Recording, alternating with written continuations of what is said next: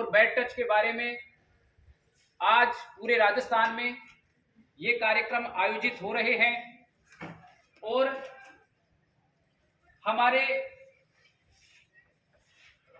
जो शिक्षक साथी हैं वो ये चाहते हैं कि हमारी बच्चियों को और बच्चों को दोनों को समान रूप से गुड टच और बैड टच के बारे में बताया जाए, उन्हें समझाया जाए ताकि वो सुरक्षित विद्यालय में महसूस कर सकें। गुड टच और बैड टच ये होता क्या है? आप लोगों को पता है, हम ग्रामीण परिवेश से नाता रखते हैं। आप ये सामने बैनर्स भी देख रहे होंगे, इन बैनर्स में भी बताया गया है। कई बार हमारी बच्चियां जो दूर से आती हैं, बस में बैठकर यात्रा करती हैं, तो बस में उनके पास जगह कम रहती है तो धक्का मुक्की होती है, कई बार उनको सीट नहीं मिलती है। तो ये भी एक प्रकार से बैड टच है। इसका हम विरोध कर सकते हैं, प्रतिरोध कर सकते हैं।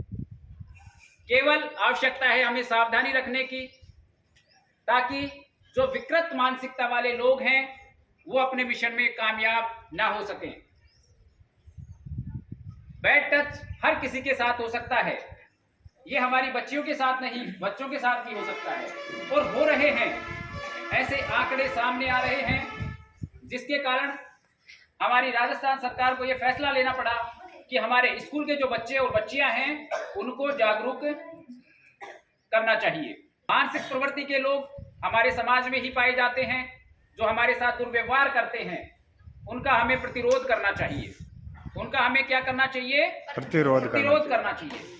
फॉर एग्जाम्पल मैं आपको बताऊं, जैसा कि हमारे ये बैनर है, इसमें लिखा हुआ है, देखिए, बुरा या असुरक्षित स्पर्श क्या है? स्पर्श का मतलब छूना। इसमें दिया गया है, अगर आपके होठों पर कोई आपको छुए तो ये बुरा स्पर्श है।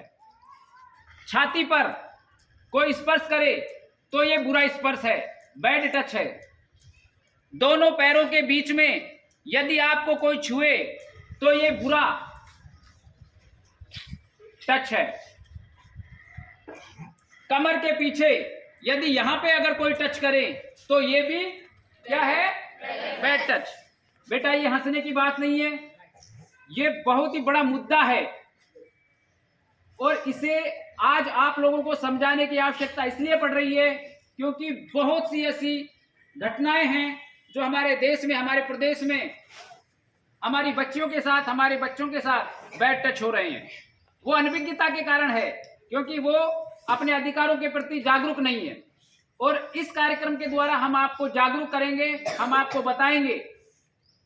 अगर आपके सामने ऐसी कंडीशन हो तो आप क्या करेंगे? आपको जोर से चिल्लाना है या आपको उस स्थान को छोड़ देना है और दूर भाग जाना है।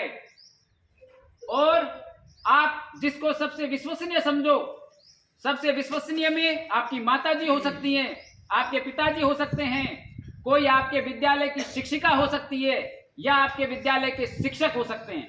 उनको ये बात बतानी है, उनको ये बात बतानी है।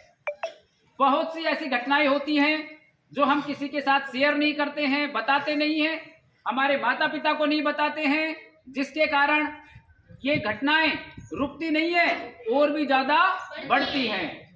इसलिए हमें चुप्पी नहीं साधनी है, हमें चुप्पी को तोड़ना है। क्या करना है? चुप्पी तोड़ना है।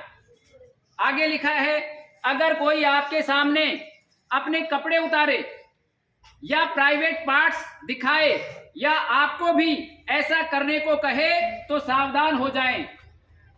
तो हमें सावधान होना है, हमें वहां से हट जाना है और दूर भाग जाना है। सुरक्षित स्कूल, सुरक्षित राजस्थान, इस कार्यक्रम के तहत मैं आपको फिर बताना चाहता हूं कि किसी अजनबी द्वारा कोई असहज स्पर्श से हमें बचना चाहिए। वो कोई अजनबी भी हो सकता है जो बैड टच करे, या फिर कोई हमारा अपना भी हो सकता है, कोई रिश्तेदार भी हो सकता है, वो कोई भी हो सकता है। उसके बैड टच से, बुरे स्पर्श से हमें बचना है। अनजान ट्रांसपोर्ट